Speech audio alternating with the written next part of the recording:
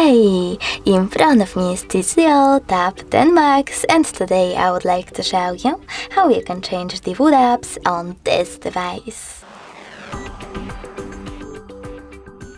First of all, go into Play Store, click on the search bar and install your new food apps. I will go with Opera Mini Browser. You don't have to open it, just wait for it to download and tap on Home button.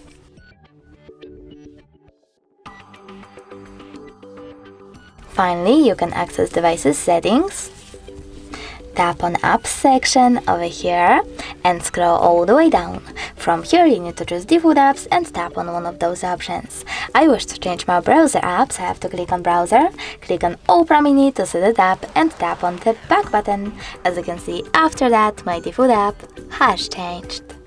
Thanks so much for watching. If you enjoyed this video, leave a like, comment and subscribe. Bye!